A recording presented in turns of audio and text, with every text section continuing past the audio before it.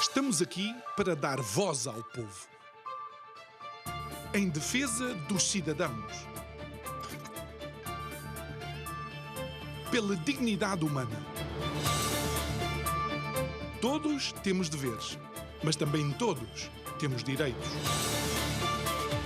Será que existe justiça? Isto é o povo a falar.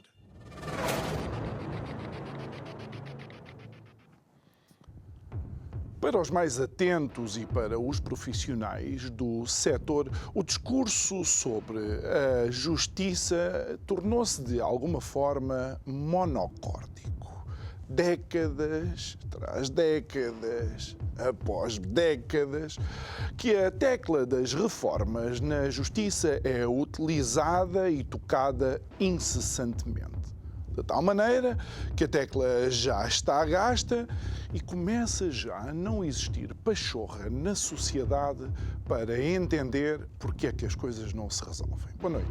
Meu nome é João Nuno Pinto e isto é o Povo a Falar. Estou consigo de segunda a sexta-feira, neste mesmo horário, emissão em simultâneo Curiagos TV e Rádio Vida em 97.1. O tema deste mês, vinho novo em odres velhos.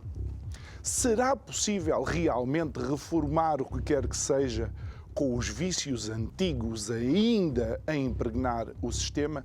E isto é algo que se vê na justiça. Pensemos, por exemplo, a abertura do ano judicial. Normalmente é o palco de preferência para os atores do setor. De um lado, juras de amor eterno, não sei viver sem vocês, mas faço o que posso. Do outro, toda a eterna insatisfação de alguns que, nem com dinheiro despejado por cima, alguma vez estarão satisfeitos. Se calhar estou a exagerar, mas uma coisa lhe posso dizer: ou se reforma a justiça, ou então é melhor a justiça reformar-se. Digo eu que não percebo nada disto.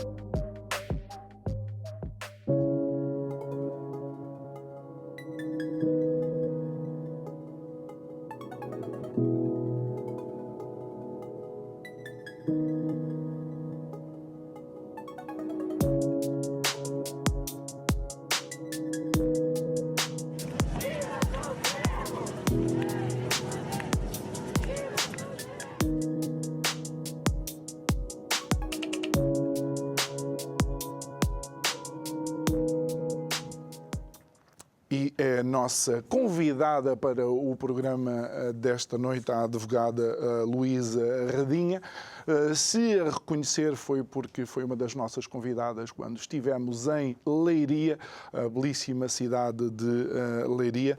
Boa noite, Luísa. Obrigado por estares aqui. Estás a estrear o nosso estúdio. Bem-vinda à nossa humilde casa. E obviamente, falar da justiça também significa termos que falar com alguém que lida diariamente com a justiça, mas aquilo que nós poderíamos fazer era todo um mês de programas sobre que reformas é que a justiça necessita, mas vamos iniciar falando sobre o acesso à mesma. Olá, boa noite, é um prazer estar aqui e de facto esse é um tema, a reforma da justiça. É algo que nos permitia ficar aqui, se calhar ad eterno, e portanto teríamos que vir para aqui muito tempo falar, mas uma das questões fundamentais que eu considero efetivamente na justiça, e disseste uma coisa muito interessante no início do programa, que foi sempre que há efetivamente a abertura do ano judicial, por exemplo, um congresso dos juízes, dos advogados, de vários operadores, judiciários, de facto volta-se a falar na reforma, nos pactos para a justiça, que deveriam envolver governos, deputados, funcionários judiciais, advogados, Ministério Público, juízes, conservadores, notários, etc, etc, etc. O que é facto é que isso nunca não tem vindo a acontecer. E, portanto, eu confesso, e até se calhar no meu tempo que me resta de vida profissional, já não verei isso acontecer. Porque há muito tempo que estamos à espera disso e, como eu costumo dizer, podemos continuar a esperar sentados. E parece-me que, efetivamente, essa questão que falaste do acesso à justiça é uma coisa muito importante. E eu acho que, desde logo, não tem acesso à justiça a maior parte dos cidadãos. E, repara, o modo como o apoio judiciário está, neste momento, a funcionar, são as pessoas, basicamente, no limiar da pobreza que muitas vezes conseguem apoio, e há toda uma população que está acima do limiar da pobreza, mas que são pessoas com dificuldades e com sérias carências económico-financeiras. Ainda mais agora. Sim, que não têm acesso à justiça. Porque nós temos umas custas caríssimas, não são caras, são caríssimas, e, portanto, as pessoas veem-se impossibilitadas de ter acesso à justiça. E, portanto, por isso é que nós falamos hoje, e com muito cuidado, e portanto, eu estou de acordo com isso, não querendo usar aqueles chavões que toda a gente usa, mas há, de facto, uma justiça para ricos, porque a justiça é quase toda ela para os ricos. Porque as pessoas, já nem direi pessoas, só os pobres, mas mesmo a classe média. Portanto, o acesso à justiça é tão difícil, é tão caro, que as pessoas não têm capacidade de fazer valer os seus direitos. E relativamente a isto, e só até para contextualizar o que estás a dizer, as pessoas em Portugal têm que entender que, apesar de andarem ao pontapé a fazer subir o ordenado mínimo, isso não significa que o ordenado, o médio, esteja a subir. O que significa é que existem ainda mais pessoas próximos ao limiar da É verdade. pobreza. João, e há outra questão. Nós podemos até subir o ordenado mínimo, que é claramente, como sabemos, não é, dos mais baixos da Europa. Mas nós temos outro problema. É que os ordenados, quer o mínimo, quer o médio, não sobe na proporção do que as coisas vão encarecendo. E, portanto, falamos de tudo. Falamos do sistema fiscal, falamos do sistema das custas e, portanto, falamos de que as pessoas, não tendo um advogado nomeado oficiosamente, têm que pagar honorários a um advogado, têm que pagar custas judiciais, que tem vindo, o Código das Custas é absolutamente escandaloso neste momento.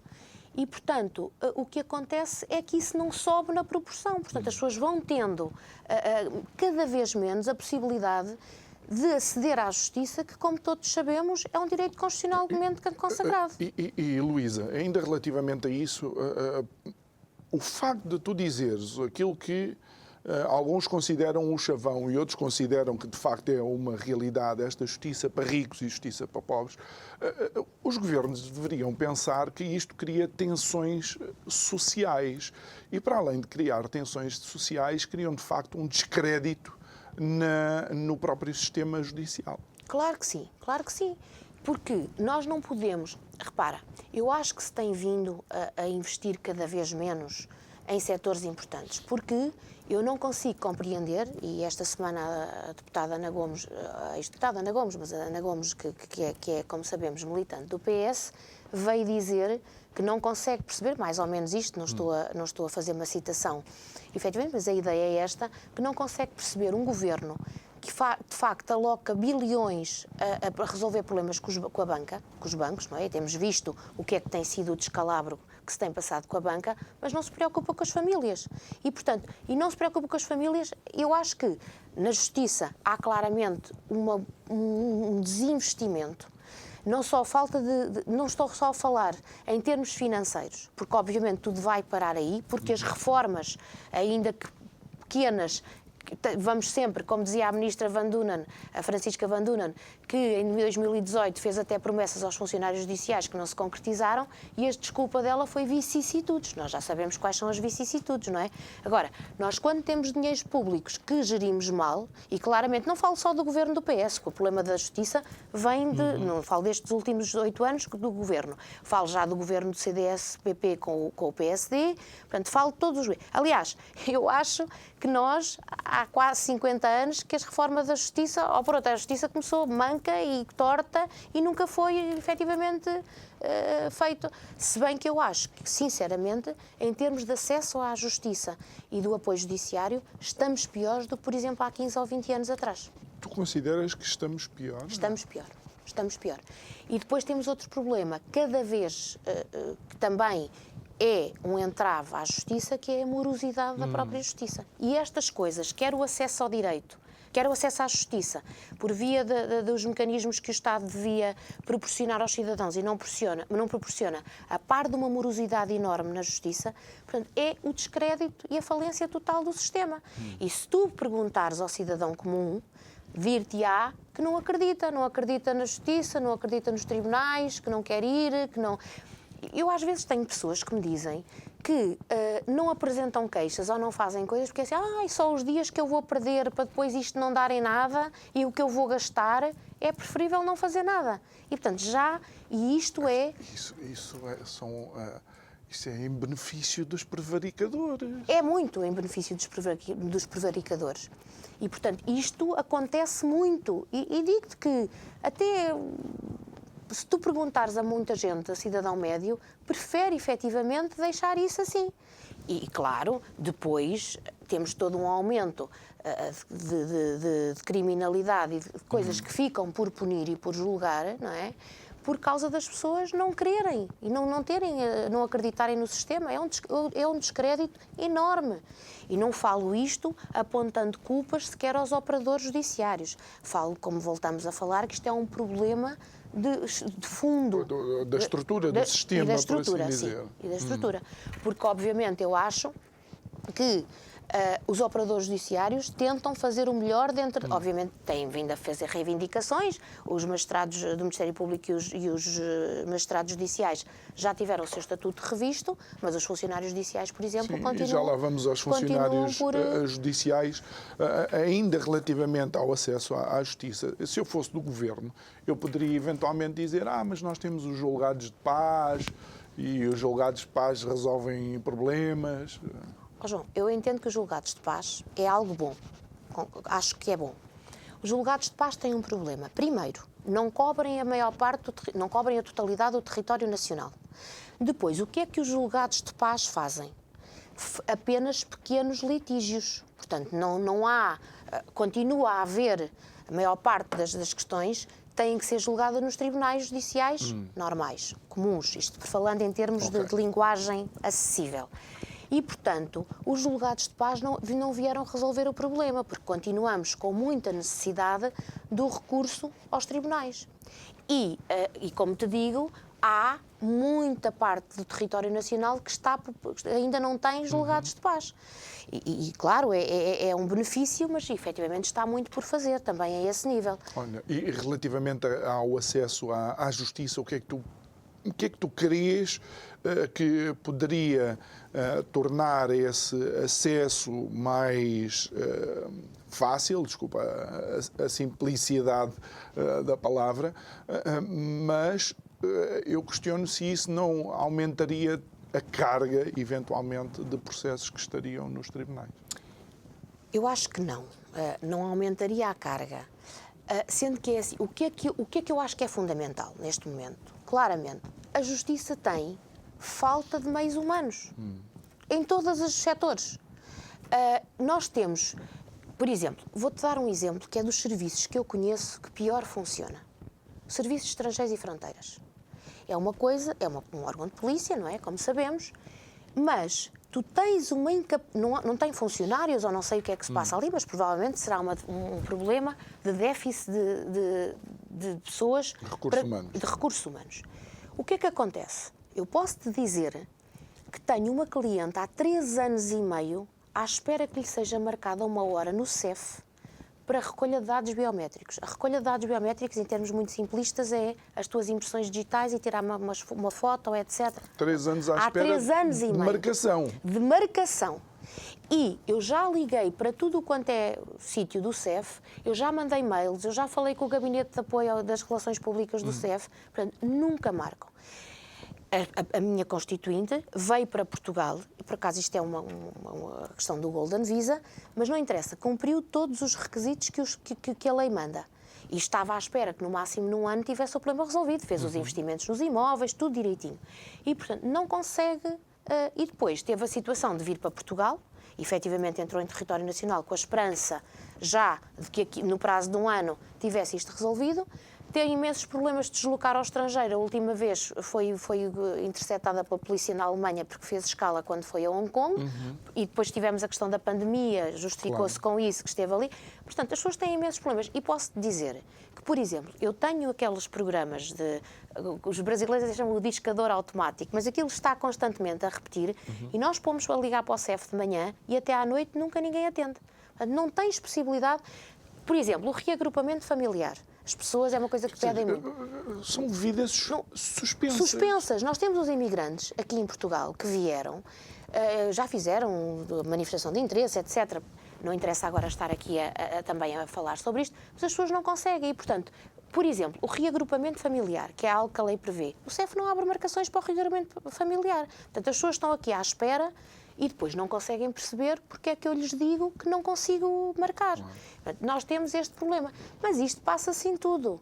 E, portanto, como te digo, é muito difícil teres esperança de que haja alguma coisa que se possa melhorar sem primeiro dotar os tribunais e os órgãos de polícia criminal, os funcionários judiciais, tudo, de mais meios humanos. Sem isso, não conseguimos. E depois voltamos sempre às desculpas do governo que não há dinheiro para isto.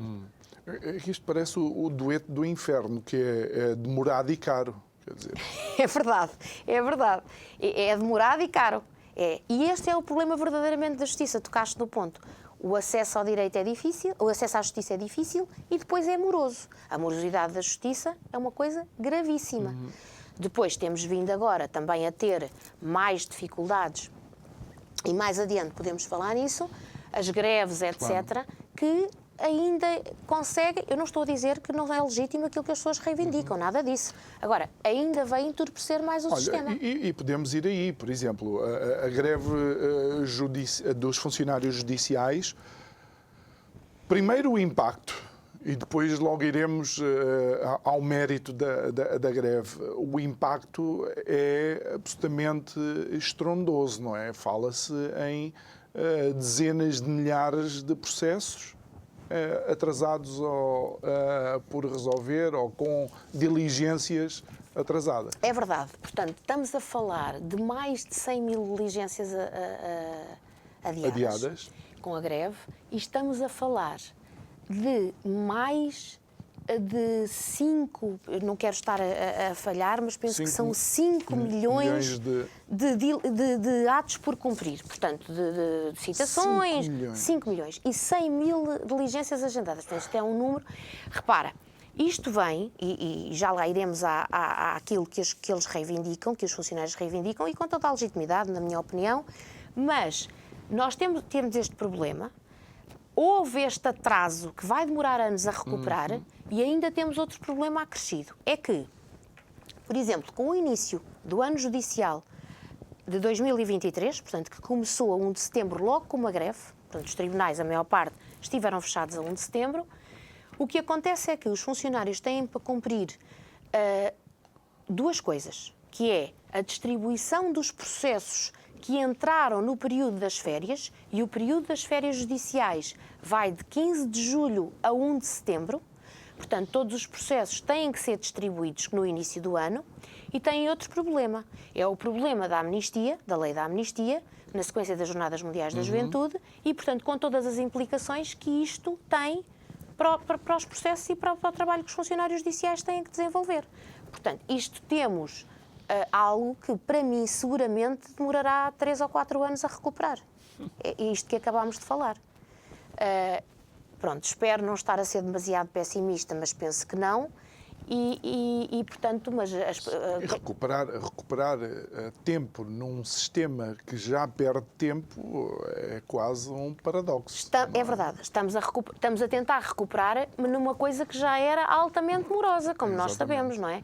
Mas vamos tentar analisar alguns dos méritos, porque eu também sei que em Portugal, quando se começam a avolumar as greves, há uma tendência para a sociedade achar lá estão eles outra vez a querer mais dinheiro. Mas há aqui alguns problemas com os funcionários judiciais que são tudo menos recentes. Sim. João, temos aqui várias reivindicações dos funcionários, a maior parte delas não é recente, também não cumpriram aquilo que prometeram e a Ministra ainda aqui há uns dias veio dizer que as promoções iam ser feitas, etc. Não é verdade, porque as promoções que vão ser feitas não é aquilo que os funcionários reivindicam, digamos assim, em termos de promoções no geral, mas é o cumprimento de uma decisão judicial, em que o Governo é obrigado, por via de uma decisão judicial, a fazer aquelas promoções. E é só isto. Estamos a falar da progressão nas carreiras? Sim, promoções, efetivamente, de progressão, sim. O que é que acontece? O Presidente, o António Marçal, o Presidente do Sindicato dos Funcionários Judiciais, veio dizer, efetivamente, que a Ministra disse isto, mas que isto é só na sequência da decisão judicial. Portanto, o resto está congelado. Os funcionários judiciais têm muitas reivindicações, nomeadamente também a tabela salarial, mas eles reivindicam há muito tempo a aprovação do novo estatuto, que também não veio a ser feito. Depois há também algo que lhes foi prometido e que também não foi cumprido.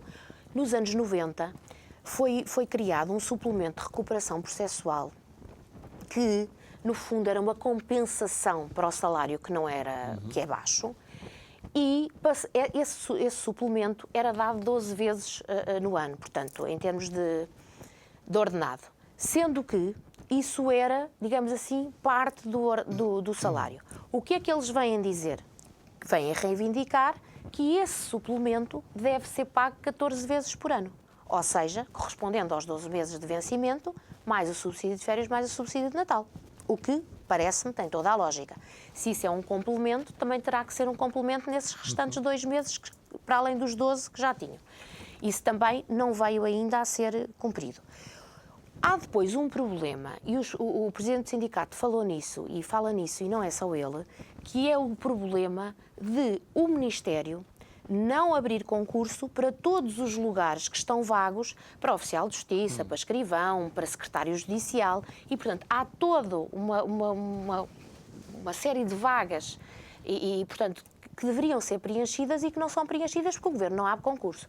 Mas tem outro problema ainda muito complicado, que é o facto de, efetivamente, os funcionários, neste ano, até 2023, dezembro de 2023, vão se aposentar pelo limite de idade, ou porque estão em condições de o fazer, 247 funcionários, e o concurso foram colocados 200 funcionários. Ou seja, já há poucos. Já há poucos. Reformam-se 247 e só entram ainda 200. Se pede menos. Mas ainda há outro problema, é que estes novos funcionários têm um período de formação até 15 de setembro, sendo que, obviamente, as pessoas têm as limitações próprias de que vão iniciar uma função, mas só estarão a trabalhar basicamente na terceira semana de setembro, não é? Este ano, agora já estamos na terceira semana de setembro, mas temos ainda um outro problema, é que há muitas comarcas, como posso dizer, por exemplo, Cascais, Sintra, Oeiras, que têm apenas 50% dos funcionários que deveriam ter. Portanto, imaginas o que é trabalhar com metade dos funcionários que eram precisos. E mais, ainda há outro problema, que é, veio dizer o Presidente do Sindicato, e bem, que neste concurso a maior parte dos funcionários não foi colocado em Lisboa. Não foram colocados em Lisboa. Temos uma questão. Os funcionários que vêm de outros sítios do país para Lisboa, com 804 euros de salário, não podem vir, já têm a sua casa de origem, terão o seu crédito da casa, terão as suas, obviamente, as despesas normais inerentes a uma casa e a uma família, e depois vêm para Lisboa, ganhar 800 e poucos euros, arrendar um quarto, que já sabemos que estão escandalosos os preços dos quartos, 600 euros, 700 euros, 800 euros, portanto, que é quase o que as pessoas ganham, não é? Para além de depois terem que fazer face ainda das despesas inerentes à deslocação e à sua casa originária, não é? No sítio de origem. E a sua é família. engraçado porque isto parece, falámos em funcionários, mas parece a história de um professor, por exemplo. É semelhante. Agora, reparem numa coisa. A Ministra do Trabalho, não sei se repararam nestes dias, veio dizer que é pouco para um jovem se fixar em Portugal e não emigrar 1.090 euros ou 1.094 euros. Eu pergunto, então e um funcionário judicial com 804? Quer dizer, isto é... Porque depois o governo é assim, uns dizem uma coisa, outros dizem outra. E repara... Eles defendem isto e o seu contrário. Exatamente. E, portanto, ora, isto é uma incongruência, não é? Se é pouco para um jovem se fixar em Portugal e não ir embora ganhar 1.090 euros... Não é justo para um funcionário. Para um funcionário. Repara, eu vou-te contar outra coisa. Eu aqui há uns anos, nunca me esqueço, isto marcou-me. Não tenho nada contra as pessoas que são apoiadas, porque eu também acho que a justiça é uma coisa que deve haver, os cidadãos devem ter acesso, como devem ter acesso à educação, como devem ter acesso à saúde, e também o Sistema Nacional, o Serviço Nacional de Saúde está como está, mas enfim, isso é outra discussão. Mas eu entendo que isto chocou-me imenso. Foi há uns anos, numa comarca onde eu advogava muito, e uma funcionária judicial, lembro-me perfeitamente quem é, e conheço há muitos anos, que me disse o seguinte: olha, doutor, eu trabalho às vezes 12 horas por dia, porque eles não recebem horas extras, portanto 10, 12 horas, ficam muitas vezes no tribunal para além da hora, para recuperar o trabalho que está atrasado. E ela disse-me que ganhava 900 euros, uma coisa assim naquela altura, uma pessoa que está há mais de 20 anos, na altura já estaria seguramente há 20 anos como oficial de justiça. E disse-me, no outro dia veio aqui uma pessoa com um cheque do RSI, portanto do Rendimento Social de Inserção, com 1.100 euros. E eu pergunto-me, como é que eu, sendo funcionária judicial, a trabalhar 10 e 12 horas por dia, recebo isto e vem aqui alguém que não faz nada e recebe mais 200 euros ou 300 que eu? E como te digo, não tenho nada contra as pessoas serem apoiadas. Obviamente que eu acho, que também isso é outra discussão que nos valeria muito longe, o RSI, o modo como é concedido, obviamente que devia ser fiscalizado, porque há muita gente que beneficia que não deveria, e também o seu contrário, mas acho que de facto é escandaloso o modo como algumas coisas que eu vejo, pessoas que têm rendimento social de inserção E só porque mencionaste isso, eu tenho conhecimento, e de uma fonte absolutamente credível, de que existiam deslocações de famílias de umas cidades para outras, que é para aumentar o volume de uma determinada família para o apoio ser maior. É verdade, é verdade. E não há qualquer tipo de cross-check de informação para saber se aquelas pessoas que lá estão e que fazem um agregado familiar de 7, 8, 9 ou 10 pessoas já não estão a ser apoiadas dentro do outro contexto. É verdade, isso é verdade. E isto não é um filme de ficção científica. Não, e portanto, isto é absolutamente desmotivador, desincentivador. Quem é que quer ir? Isto é objetivo. Quem é que quer ir para funcionário judicial, trabalhar imenso, com uma carga enorme, com uma pressão enorme, com imenso stress? Eu tenho todo o respeito pelos funcionários judiciais e posso dizer que ao longo dos anos fui-me cruzando com pessoas extraordinárias, quer na vertente humana, quer na vertente profissional.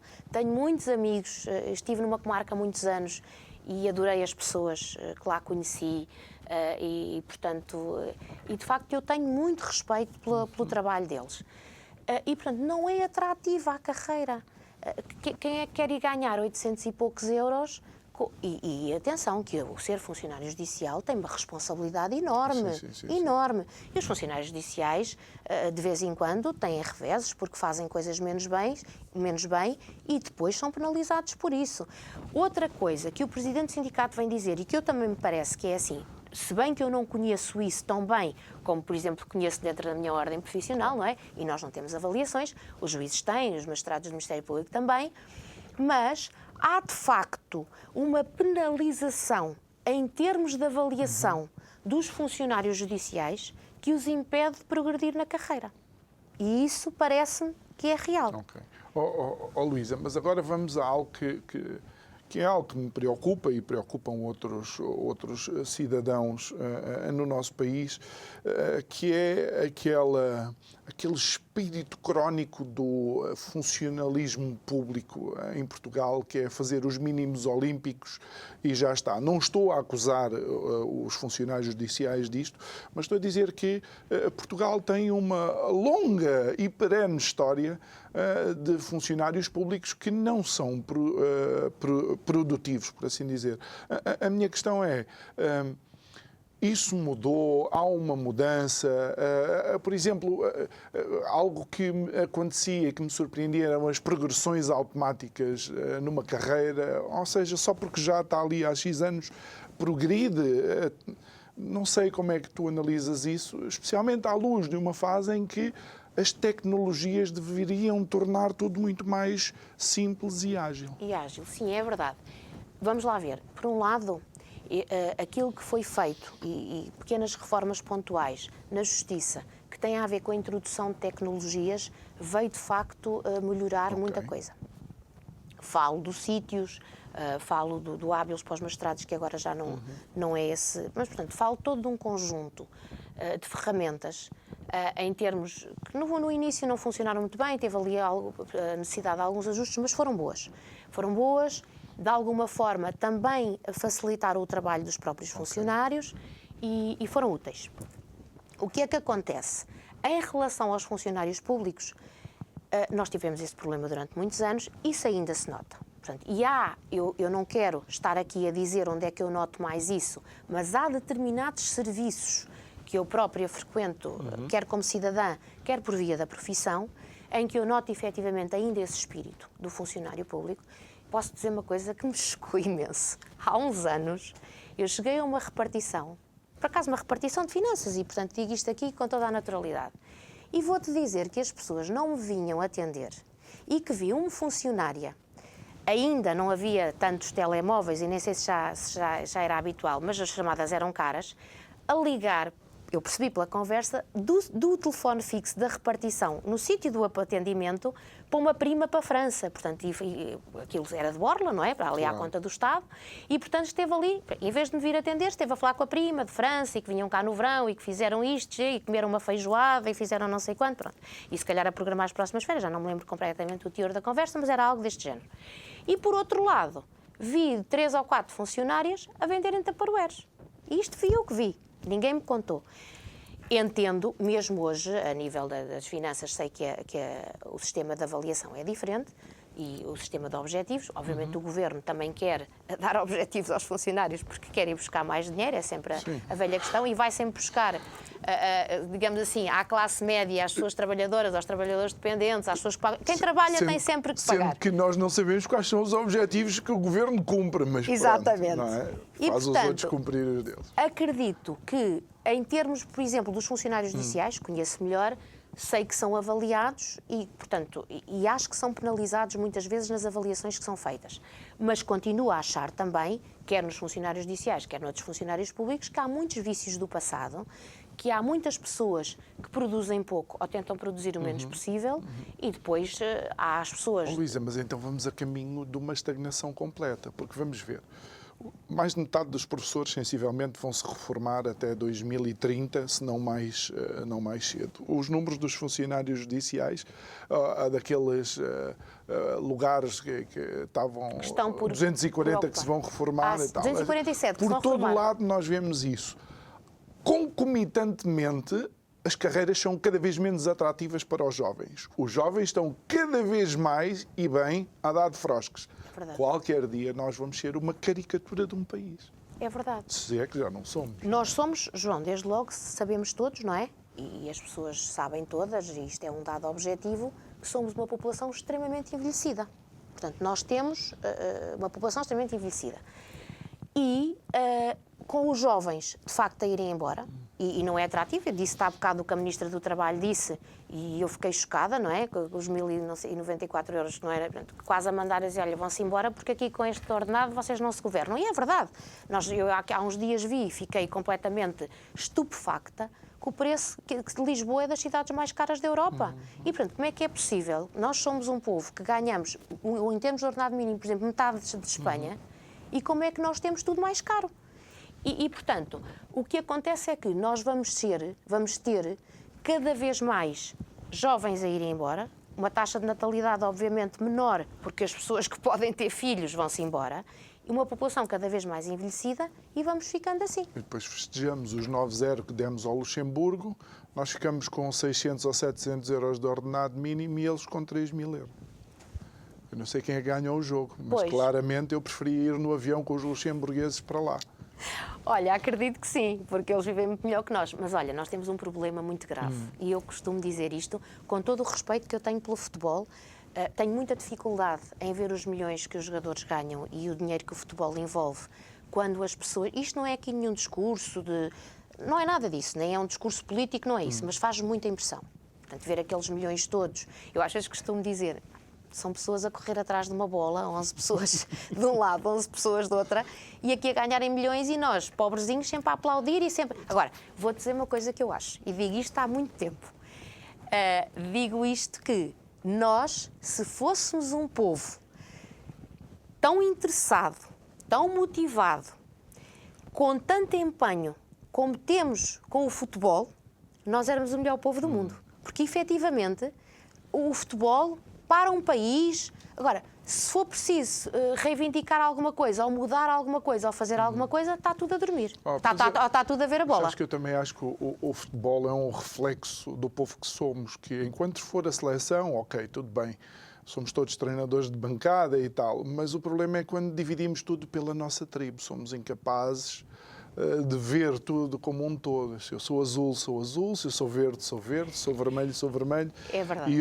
E outras cores. Olha, Luísa, voltando à justiça, que é para não nos deixarmos levar também pela bola, voltando à justiça, eu já ouvi e creio que tu eventualmente também pensarás assim, que também se torna difícil para os agentes da justiça, nomeadamente para os advogados que têm que representar casos, quando a própria lei é demasiado vaga para que a pessoa saiba qual poderá ser o resultado final de um caso e se tem mérito ou se vale a pena avançar.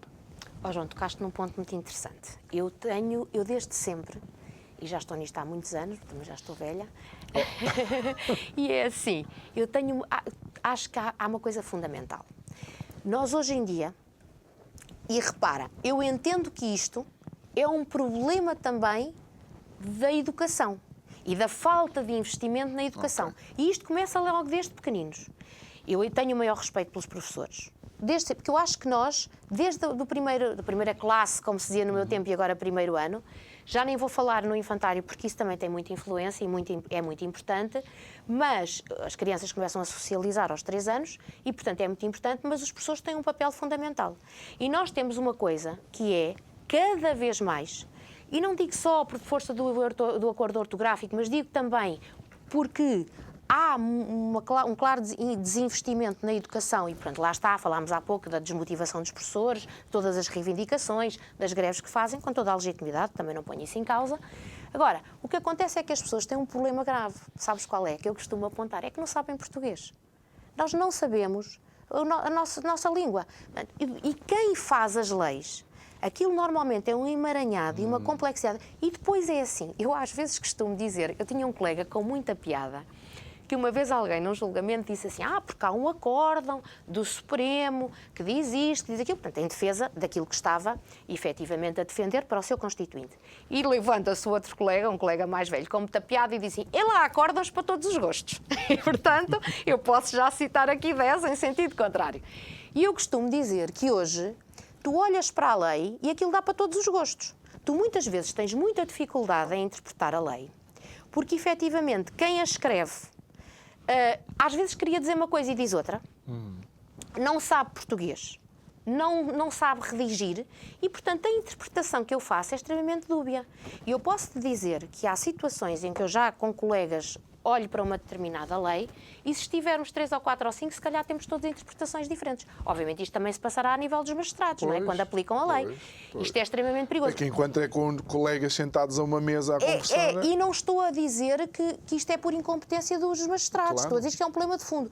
E vou-te dizer, eu tenho muita dificuldade em ver, quer os deputados, quando legislam, quer o próprio governo, eu vejo que, para além não queria chamar-lhe uma coisa feia, mas da quantidade das enxurradas de legislação que todos os dias saem, é de facto, e depois estamos sempre com correções, com mais isto, com mais aquilo, porque não é claro, porque não é isto que se queria dizer. Olha, eu ainda ontem disse uma coisa muito simples a uma cliente. Tão simples como isto. Se tu tiveres um prédio rústico e se tu quiseres vendê-lo a duas pessoas diferentes, tu tens que pedir uma coisa que se chama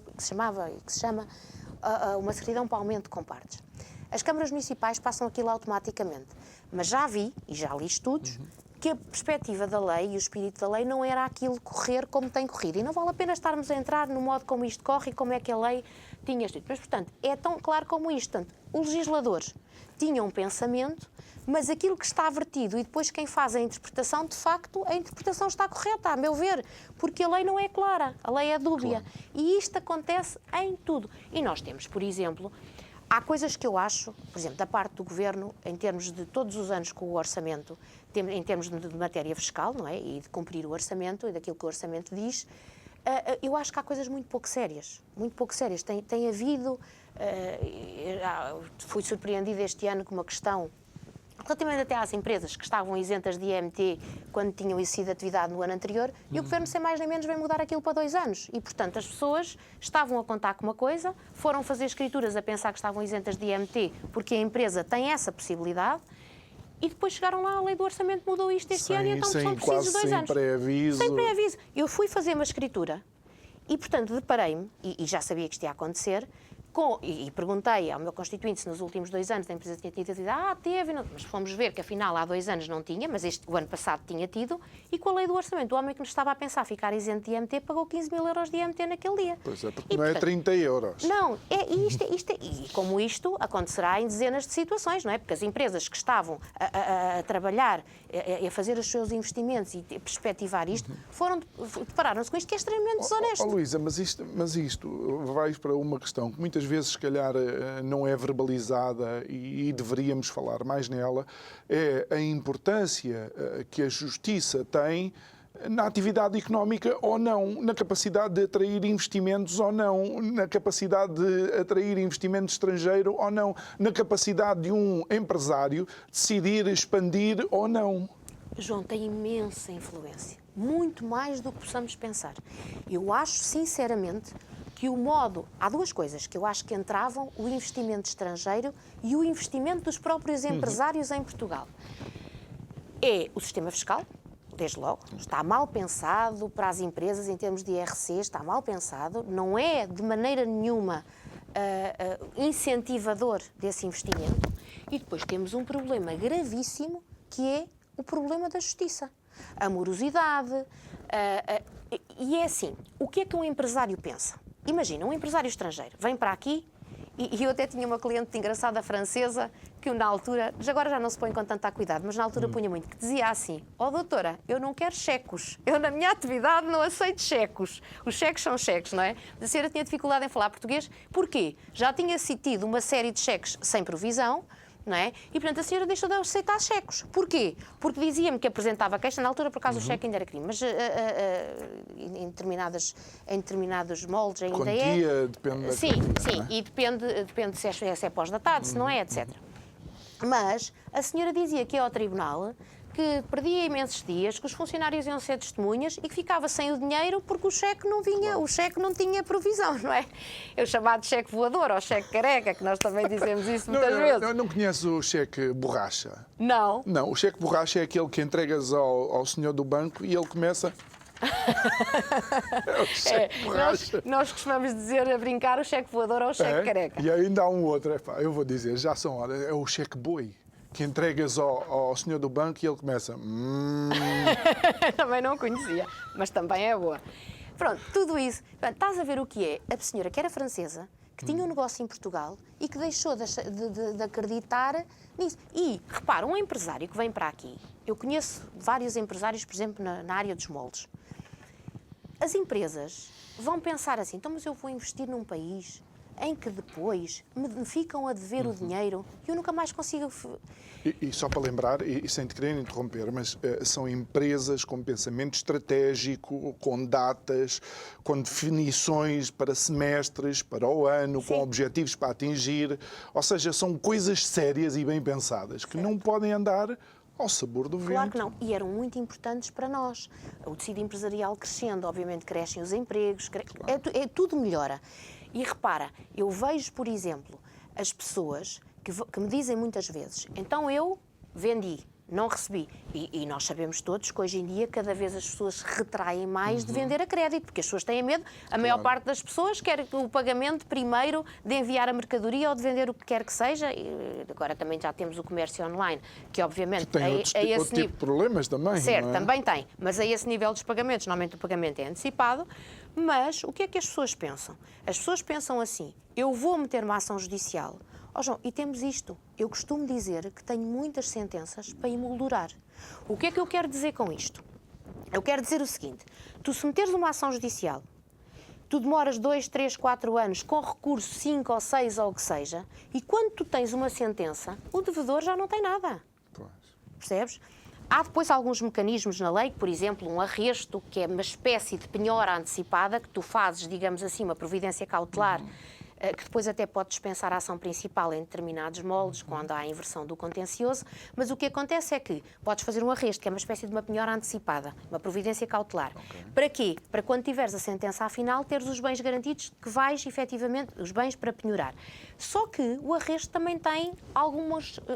regras apertadas. Regras, custos, sim, tempos, e depois, repara noutra coisa. Repara o que é, já fiz imensas vezes arrestos, e nós pedimos muitas vezes o arresto com remoção. E vou-te só dar este exemplo. O arresto com remoção é eu chegar ao devedor, não é? Neste caso, o arrestado, e tem que remover o que tem na casa, no armazém, etc. Okay.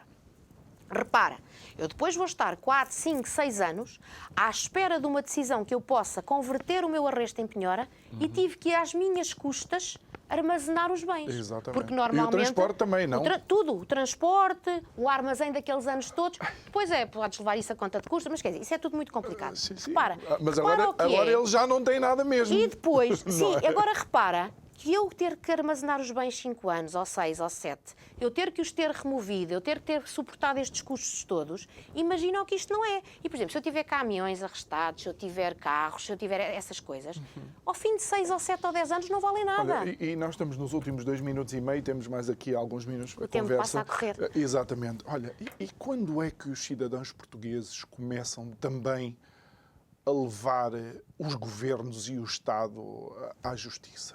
Porque casos não faltam em que, de facto, as tutelas deveriam ser confrontadas com as suas más práticas e a sua inação. Ó João, isso estamos ainda muito longe. Há, de facto, uma pequena percentagem de pessoas que já o faz, mas muito pouco. Olha, eu tenho visto algumas, mas vou-te dizer... Eu acho que as pessoas estão um pouco dispersas para isso. Vão estando um bocadinho mais, mas estão um pouco dispersas. Mas voltamos a outra questão. Sabes qual é? É o problema de que eu, que estou lesada e que deveria responsabilizar o Estado, que deveria ir com ações, tenho um problema, que é o custo do acesso à justiça. E voltamos ao nosso tema inicial com que abriste. Eu tenho um problema e muita gente não vai... porque não pode, porque não consegue. Mas, Luísa, e tu tens um caso, e estamos já mesmo quase a terminar, tu tens um caso onde tens um grupo de pessoas lesadas pela mesma entidade e que eles estão em conjunto a tentar... É isso? É. E porquê é que nós não fazemos isso ao Estado? Deveríamos fazer.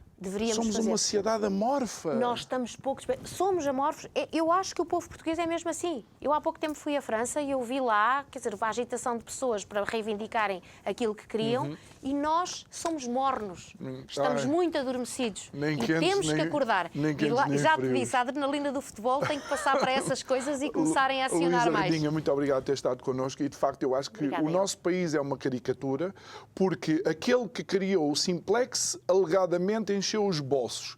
E estes, em vez de resolver os problemas, só complicam. Luísa, obrigado mais uma vez. Obrigada eu. Obrigado a si que nos acompanhou em mais um Isto é o Povo a Falar. Não se esqueça que também pode rever este programa e outros no canal de YouTube do Isto é o Povo a Falar. Vá até lá, subscreva, clique no sininho que é para receber as notificações sempre que colocamos lá um dos programas. Olhe, vá também ao Facebook e ao Instagram, coloque o seu gosto e faça a sua partilha. Isso vai nos ajudar a levar cada vez mais longe a mensagem e as conversas que aqui temos. Resta-me agradecer-lhe, desejar-lhe um resto de uma boa noite e amanhã estamos de volta. Obrigado, até amanhã.